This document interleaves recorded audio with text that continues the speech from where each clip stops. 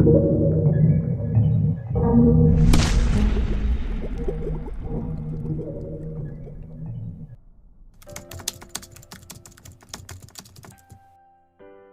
दोस्तों, इस वीडियो में हम लोग भारतीय दंड संहिता का जो अध्याय 17 है, जिसमें संपत्ति के विरुद्ध अपराधों के विषय में वर्णन किया गया है, जिसमें कुल धारा 378 से 462 तक हैं। इन धाराओं में क्या दिया गया है इसके बारे में हम लोग जानेंगे। तो चलिए स्टार्ट करते हैं।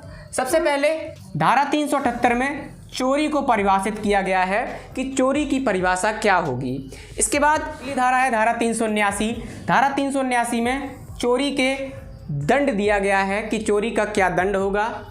इसके बाद धारा 383 उद्यापन एक्सटॉर्शन को परिभाषित करती है और धारा 384 उद्यापन के लिए दंड की व्यवस्था करती है। धारा 390 लूट की परिभाषा बताती है कि लूट क्या होगी।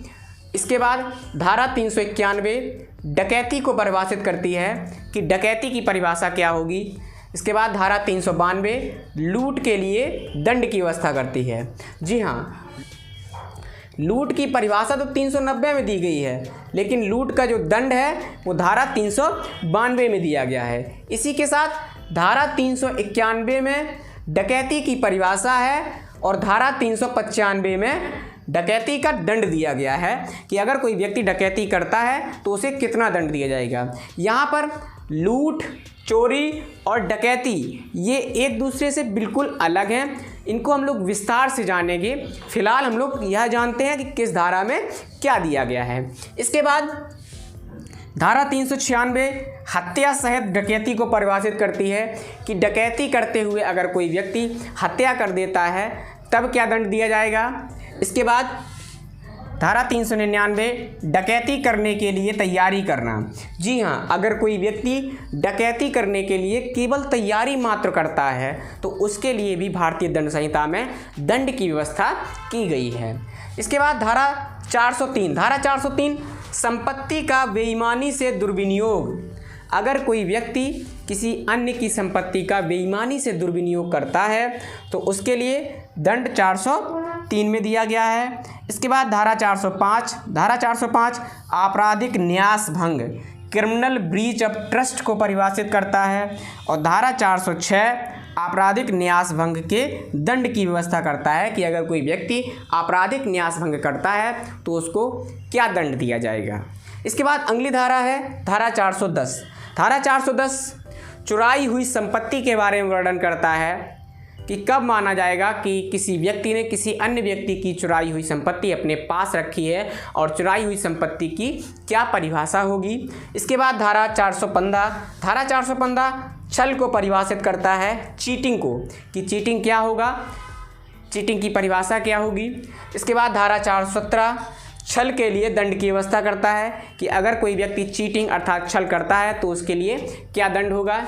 इसके बाद धारा 425 रिस्टी मिसचीफ को परिभाषित करती है और धारा 426 रिस्टी के लिए दंड की व्यवस्था करती है। इसके बाद धारा 441 आपराधिक अत्याचार क्रिमिनल ट्रेसपास की परिभाषा देती है कि कब माना जाएगा कि किसी व्यक्ति ने किसी अन्य व्यक्ति के यहाँ क्रिमिनल ट्रेसपास किया है। इसके बाद धारा 442 गृह अत्याचार को परिभाषित करती है कि अगर कोई व्यक्ति किसी अन्य व्यक्ति के घर में प्रवेश करता है और वह दंड की श्रेणी में आता है तो उसे गृह अत्याचार कहते हैं। इसके बाद धारा 445 गृह वेदन को परिभाषित करती है। इसके बाद धारा 447 आपराधिक अत्याचार के दंड की व्यवस्था करती है कि अगर कोई व्यक्ति आपराधिक अत्याचार करता है तो इसके लिए क्या दंड होगा। इसके बाद धारा 448 गृह अत्याचार के लिए दंड देती है कि अगर कोई व्यक्ति गृह अत्याचार करता है तो उसके लिए क्या दंड होगा। यहाँ पर एक बात हम लोगों को देखनी होगी कि आपराधिक अत्याचार 441 में है, लेकिन आपराधिक अत्याचार का जो दंड है वो 447 में है और गृह अत्याचार 442 में है और गृह अत्याचार का जो दंड है वो 448 में है। आप लोग अपना ख्याल रखें। बहुत बहुत धन्यवाद। जय हिंद।